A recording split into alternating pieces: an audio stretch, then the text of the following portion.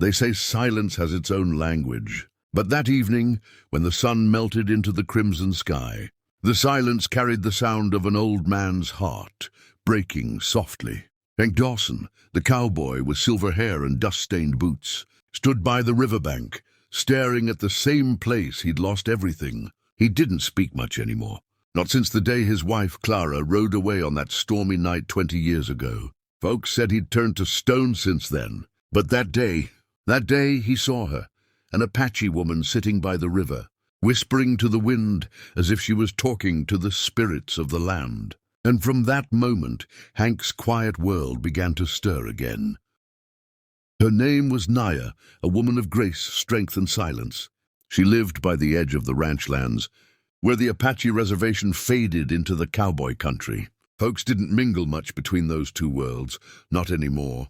Old scars of pride and pain ran deep in those lands. But Naya was different. She walked through those borders like they didn't exist. Hank first saw her tending to an injured horse, her dark hair braided tight, her hands steady as she whispered something soft in Apache tongue. The horse calmed, its trembling eased, and for the first time in years, Hank felt something inside him ease too. That evening, he approached her, slow, cautious, like a man stepping back into the world after too long. "You talk to horses?"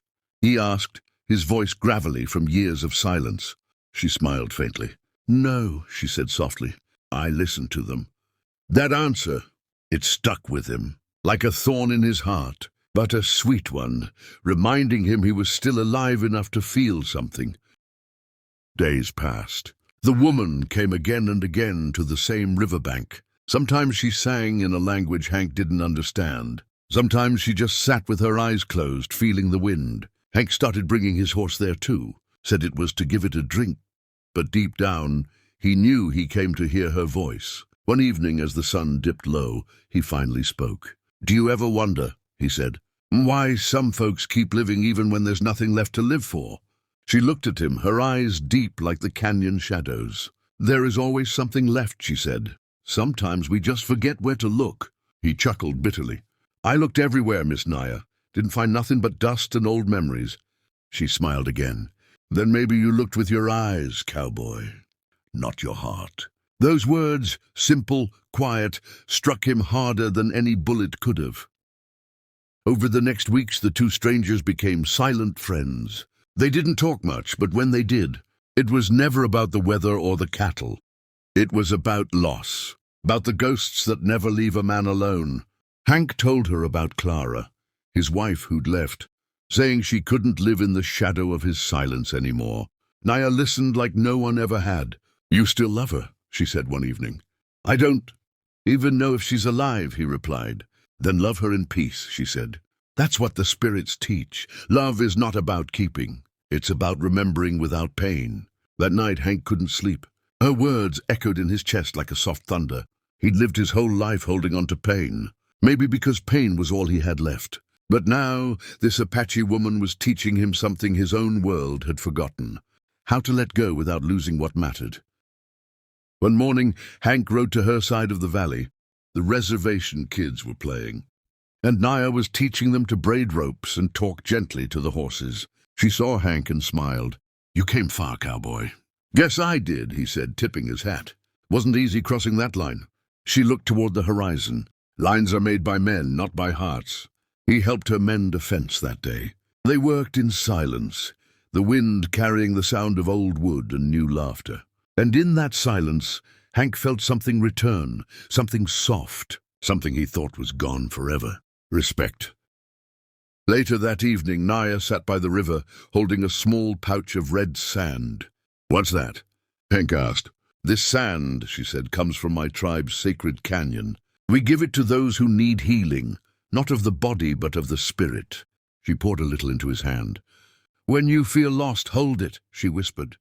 "The earth remembers us even when we forget ourselves." For a moment, Hank's eyes glistened. He wasn't a man who cried, not even when Clara left, not even when his ranch burned in the drought of '92. But right then, standing before that woman, he felt the weight of every year, every mistake, every lonely night. And somehow, it didn't hurt as much anymore.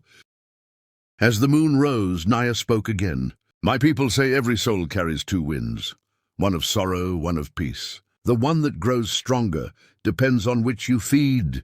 Hank looked at her and said softly, Maybe I've been feeding the wrong one too long. She smiled, her eyes shimmering in the moonlight. Then change the wind, Cowboy. Those words, change the wind, became his prayer.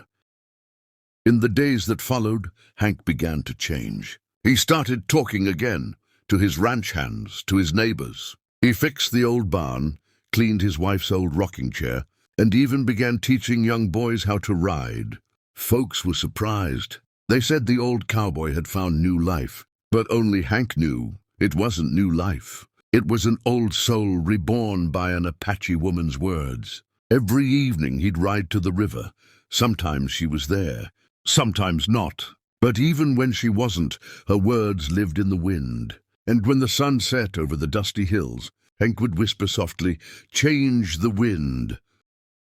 And dear listener, maybe you too have some pain you've been carrying too long. Maybe there's someone whose memory still burns quietly inside you. Remember what Naya said? You can't always keep love, but you can remember it without pain. If this story touched your heart tonight, don't forget to subscribe to our channel.